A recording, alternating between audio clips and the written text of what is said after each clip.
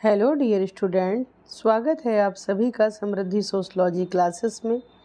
आज की क्लास में हम बीए फोर्थ सेमेस्टर के ऑब्जेक्टिव टाइप पेपर जो कि 2023 का है उसको सॉल्व करेंगे। इसके 30 प्रश्नों को हम इसके पहले वाले वीडियो में हल कर चुके हैं। आज प्रश्न नंबर 31 से प्रश्न नंबर 60 तक के प्रश्नों को सॉल्व करेंगे। तो चलिए अपनी क्लास को कंटिन्यू करते हैं। प्रश्न नंबर 31 है, इसमें निम्न में से कौन सा जातीय समानता का परिणाम नहीं है। ऑप्शन में है अंतर्जातीय तनाव, जातिवाद, प्रजातंत्र और गुट गठन। तो अंतर्जातीय तनाव, जातिवाद और गुट गठन ये सब जातीय समानता के जो हैं परिणाम हैं, लेकिन प्रजातंत्र जो है ये आपका जातीय समानता का परिणाम नहीं है। तो इसका जो आंसर होगा वो ऑप्शन नंबर सी होगा आपका। उसके बाद प्रश्न नंबर 32 है, बहुसंख्यक समुदाय से अल्पसंख्यक समुदाय के विभेदीकरण का आधार क्या है। ऑप्शन में है धर्म, संजातीयता, प्रजाति या उपरोक्त सभी। तो बहुसंख्यक समुदाय और अल्पसंख्यक समुदाय के विभेदीकरण का आधार धर्म, संजातीयता और प्रजाति ये तीनों हैं। तो इसका जो राइट आंसर होगा वो उपरोक्त सभी हो जाएगा। ऑप्शन नंबर डी इसका करेक्ट आंसर होगा। उसके बाद प्रश्न नंबर 33 है, भारत में कितने धार्मिक अल्पसंख्यक समुदाय अधिसूचित हैं। इसमें दिया हुआ है 4, 5, 6 और 7 ऑप्शन में। तो देखिए 6 प्रकार के धार्मिक अल्पसंख्यक समुदाय माने जाते हैं। मुस्लिम, ईसाई, सिख, जैन, बौद्ध और पारसी। हिंदू आपका बहुसंख्यक है और ये 6 प्रकार के जो हैं ये अल्पसंख्यक हैं। तो इसका जो राइट आंसर होगा ऑप्शन नंबर सी हो जाएगा।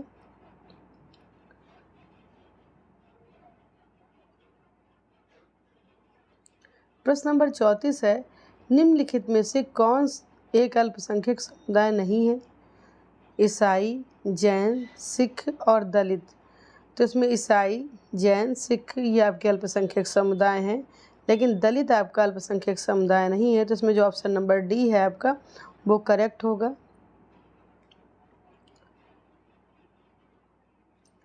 प्रश्न नंबर 35 है, काका कालेलकर आयोग संबंधित है उच्च वर्ग से, मध्यम वर्ग से, पिछड़े वर्ग से, उपरोक्त में से कोई नहीं।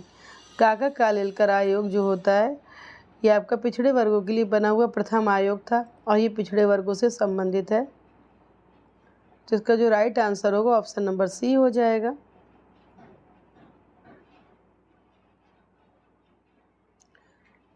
प्रश्न नंबर 36 है, सरकारी सेवाओं में अन्य पिछड़े वर्ग यानी कि ओबीसी के लिए आरक्षण कोटा है। ऑप्शन में है 25%, 27%, 29% या 49%। तो इसका जो राइट आंसर होगा वो आपका 27% हो जाएगा। काका कालेलकर आयोग और मंडल आयोग ये 2 आयोग पिछड़े वर्गों के लिए बनाए गए। बाद में मंडल आयोग की सिफारिशों से इसे 27% आरक्षण प्राप्त हुआ। तो इसका जो राइट आंसर होगा वो 27% होगा। प्रश्न नंबर 37 है, पिछड़े वर्गों का निर्धारण किसके आधार पर होता है। ऑप्शन है सामाजिक पिछड़ापन, शैक्षिक पिछड़ापन, आर्थिक पिछड़ापन या उपरोक्त सभी। तो देखिए पिछड़े वर्गों का निर्धारण सामाजिक, आर्थिक और शैक्षिक पिछड़ापन है। तो ये तीनों ही ऑप्शन होंगे। तो इसलिए इसका जो राइट आंसर होगा वो ऑप्शन नंबर डी हो जाएगा, क्योंकि इसमें उपरोक्त सभी दिया हुआ है। प्रश्न नंबर 38 है, पिछड़े वर्गों का कौन सा स्तर आरक्षण का अधिकारी नहीं है। निम्न स्तर, क्रीमी स्तर, उच्च जाति स्तर, उपरोक्त में से कोई नहीं। पिछड़े वर्गों का जो क्रीमी लेयर का स्तर है वो आरक्षण का अधिकारी नहीं होना चाहिए और नहीं है। तो इसका जो राइट आंसर होगा वो ऑप्शन नंबर बी होगा।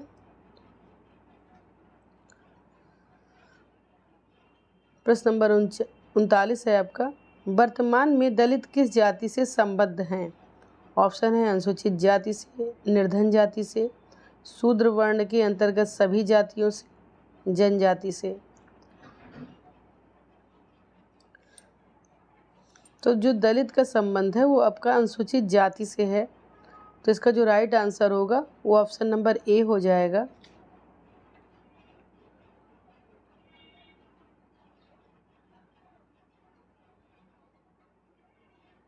प्रश्न नंबर 40 है, दहेज निषेध संशोधन अधिनियम किस वर्ष प्रभावी हुआ? तो देखिए, दहेज निरोधक अधिनियम सबसे पहले 1961 में बनाया गया था। इसमें संशोधन 1984 में भी हुआ है और 1986 में भी हुआ है, लेकिन 84 आपके इसमें दिया नहीं है, तो जो राइट आंसर होगा वो ऑप्शन नंबर सी हो जाएगा, 1986। तो 40 नंबर प्रश्न का आंसर सी नंबर होगा, इसको नोट कर लीजिए, इम्पॉर्टेंट है, अधिकतर एग्जाम में पूछा जाता है।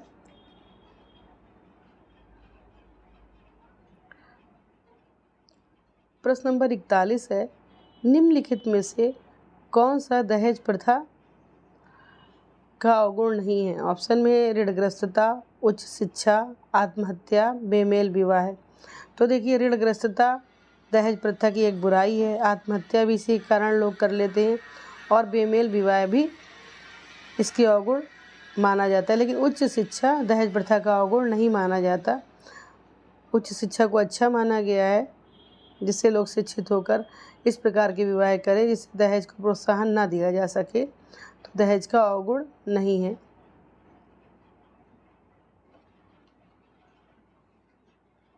प्रश्न नंबर 42 है, दहेज प्रथा के उन्मूलन में कौन सहायक है? ऑप्शन में है शिक्षा का विस्तार, दहेज प्रथा के विरुद्ध जनमत तैयार करना, अंतरजातीय और प्रेम विवाह को प्रोत्साहन देना, उपरोक्त सभी। तो दहेज प्रथा के उन्मूलन में जो सहायता देते हैं उसमें सबसे ज़रूरी है आपका कि शिक्षा का विस्तार भी होना चाहिए, दहेज प्रथा के विरुद्ध जनमत भी तैयार करनी है, अंतरजातीय और प्रेम विवाह को प्रोत्साहन देना है। तो इसका जो right answer option number D हो जाएगा, उपरोक्त सभी। तो 42 नंबर का डी नंबर वाला ऑप्शन जो है आपका करेक्ट होगा।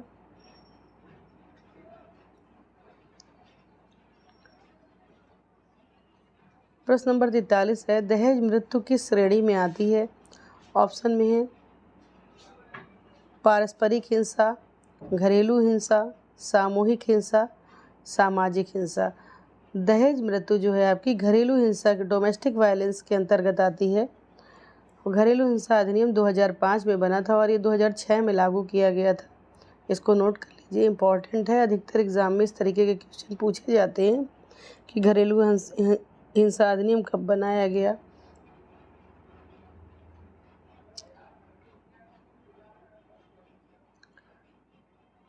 प्रश्न नंबर 44 है, घरेलू हिंसा में अपमानजनक व्यवहार के तरीकों में सम्मिलित है। ऑप्शन में है शारीरिक यौन उत्पीड़न, भावनात्मक मनोवैज्ञानिक उत्पीड़न, वित्तीय उत्पीड़न और लास्ट ऑप्शन है आपका उपरोक्त सभी। तो घरेलू हिंसा में सभी प्रकार के जो अपमानजनक तरीकों में ये सारी चीज़ें आती हैं, शारीरिक और यौन उत्पीड़न, भावनात्मक उत्पीड़न और वित्तीय उत्पीड़न। तो इसका जो डी नंबर का ऑप्शन होगा ये आपका करेक्ट हो जाएगा।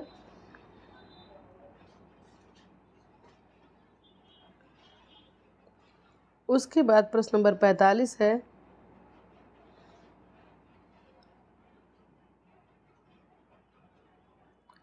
निम्नलिखित में से कौन सा भारत में लैंगिक असमानता का मुख्य कारण है? निम्न बौद्धिक स्तर, कम शारीरिक शक्ति, अर्थव्यवस्था में अनुत्पादक भूमिका, पितृसत्तात्मक सामाजिक व्यवस्था। तो इसमें पूछा गया लैंगिक असमानता का मुख्य कारण, तो लैंगिक असमानता का जो मुख्य कारण है वो आपका होगा ऑप्शन नंबर डी, पितृसत्तात्मक सामाजिक व्यवस्था।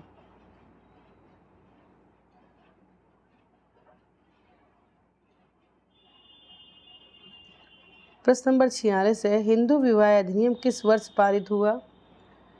ऑप्शन है 1954 में, 1955 में, 1956 में, 1957 में। तो जो हिंदू विवाह अधिनियम है ये आपका 1955 में पारित हुआ, तो इसका जो राइट आंसर है ऑप्शन नंबर बी हो जाएगा। उसके बाद प्रश्न नंबर 47 है,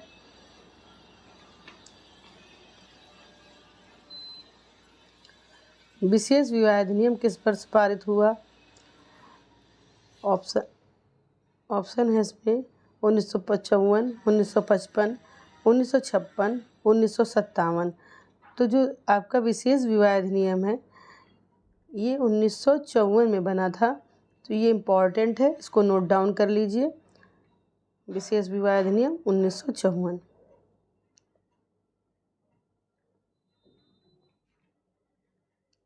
प्रश्न नंबर 48 है, वैधानिक विवाह विच्छेद का प्रावधान सुनिश्चित करने के लिए है आनंदमय जीवन, सामाजिक समानता एवं न्याय, पुरुषों एवं महिलाओं को स्वतंत्रता, विवाह संस्था का पतन।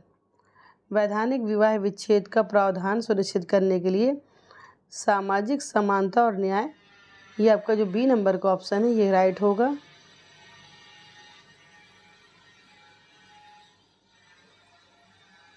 प्रश्न नंबर 49 है, किस वैधानिक प्रावधान के अंतर्गत एक निश्चित अवधि के लिए पति और पत्नी के बीच कोई संबंध नहीं रहता है? ऑप्शन है विवाह विच्छेद, जिसे तलाक के नाम से भी जाना जाता है। न्यायिक पृथक्करण, ये तलाक से पूर्व की अवस्था होती है। इसमें 2 साल तक पति पत्नी के भरण पोषण के लिए उसे धनराशि उपलब्ध कराता है। और परित्याग और विलोपन, 4 ऑप्शन दिए गए हैं इसमें। जिसमें एक निश्चित अवधि के लिए पति पत्नी के बीच कोई संबंध नहीं रहता, ये न्यायिक पृथक्करण है आपका। इसका बी नंबर का जो ऑप्शन है वो राइट होगा और इसकी अवधि होती है 2 साल की।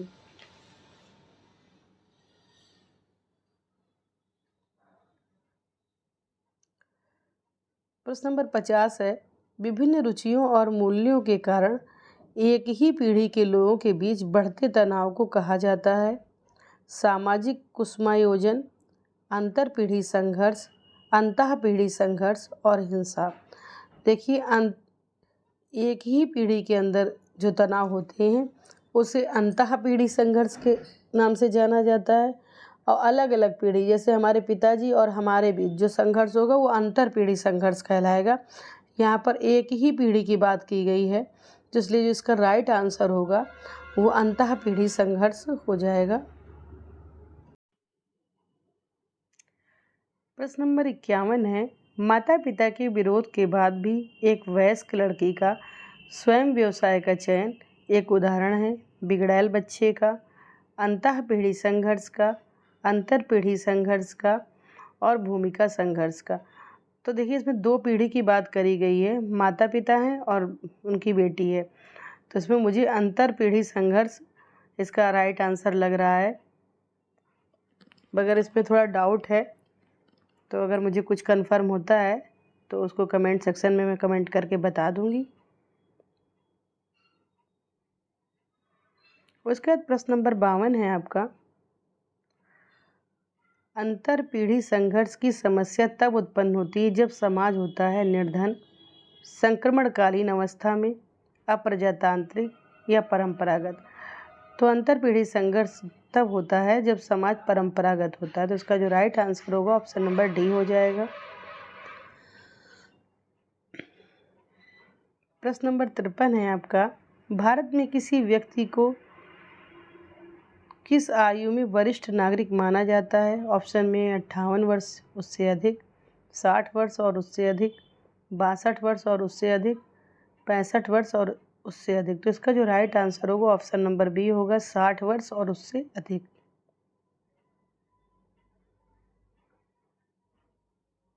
प्रश्न नंबर 54 है, निम्नलिखित में से कौन सी वृद्धजनों की समस्या नहीं है? परिवार में अपेक्षा, अकेलापन, उच्च आर्थिक परिस्थिति, स्वास्थ्य समस्याएं। तो इसका जो राइट आंसर होगा वो होगा उच्च आर्थिक परिस्थिति। ये वृद्धजनों की समस्या नहीं है, बाकी परिवार में अपेक्षा, अकेलापन और स्वास्थ्य समस्याएं वृद्धजनों की समस्याएं हैं। उसके बाद प्रश्न नंबर 55 है, माता पिता और वरिष्ठ नागरिकों का भरण पोषण और कल्याण अधिनियम किस वर्ष लागू हुआ? ऑप्शन है 2006, 2007, 2008 और 2009। तो प्रश्न नंबर 55 का जो राइट आंसर है वो 2007 होगा आपका। माता पिता और वरिष्ठ नागरिकों का भरण पोषण और कल्याण अधिनियम जो है 2007 में बना। तो इसका right answer option number B हो जाएगा।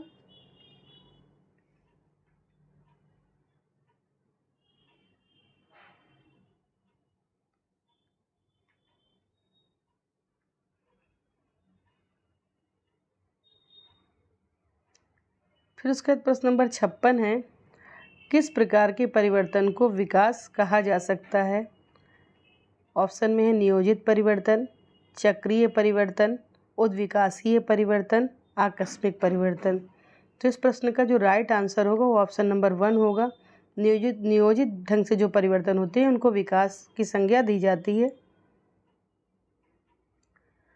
प्रश्न नंबर 57 है आपका, निम्नलिखित में से कौन सा सामाजिक विकास के लिए अनुकूल नहीं है? ऑप्शन में है सामाजिक समानता, महिला सशक्तिकरण, व्यक्तिवाद या सामाजिक गतिशीलता। तो इसका जो राइट आंसर होगा वो ऑप्शन नंबर बी होगा।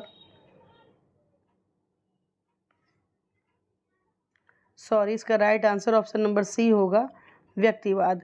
क्योंकि सामाजिक समानता, महिला सशक्तिकरण और सामाजिक गतिशीलता जो है ये विकास के अनुकूलन के लिए है, लेकिन व्यक्तिवादिता में केवल व्यक्ति अपने बारे में सोचता है, समाज के बारे में नहीं सोचता, तो ये अनुकूलन नहीं करता है, तो इसलिए व्यक्तिवाद इसका राइट आंसर होगा। प्रश्न नंबर 58 है, किस अवधारणा को लोगों की स्वतंत्रता, अवसरों को बढ़ाने और उनके कुशल क्षेम में बढ़ोतरी की प्रक्रिया के रूप में परिभाषित किया गया है?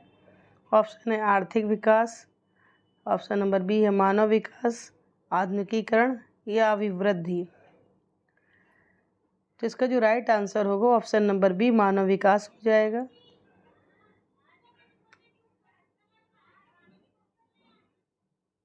निम्नलिखित में से कौन सा मानव विकास का घटक नहीं है?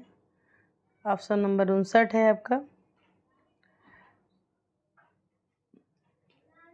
समानता, पोषणीयता, उत्पादकता या उन्नत प्रौद्योगिकी। मानव विकास का घटक नहीं है पूछा गया, तो इसमें उन्नत प्रौद्योगिकी इसका आंसर होगा। समानता, पोषणीयता, उत्पादकता ये सब मानव विकास के घटक हैं। प्रश्न नंबर 60 है, राष्ट्रों के विकास को मापने के लिए मानव विकास सूचकांक किसने तैयार किया था? ऑप्शन में है महबूब उल हक, समीर अमीन, पाल स्वीजी, जोसेफ सोमपीटर। तो इसका जो राइट आंसर होगा वो महबूब उल हक होगा। इन्होंने मानव विकास सूचकांक को तैयार किया था। ये आपके 60 प्रश्न हो चुके हैं। इसमें 30 महत्वपूर्ण प्रश्नों को हल कराया गया। इसके पहले वाले वीडियो में भी 30 प्रश्न को हल कराया जा चुका है। ये इम्पॉर्टेंट है आपके लिए। तो ये वीडियो आपको कैसी लग रही है, इसको लाइक करिए, शेयर करिए और सब्सक्राइब करिए। Thank you.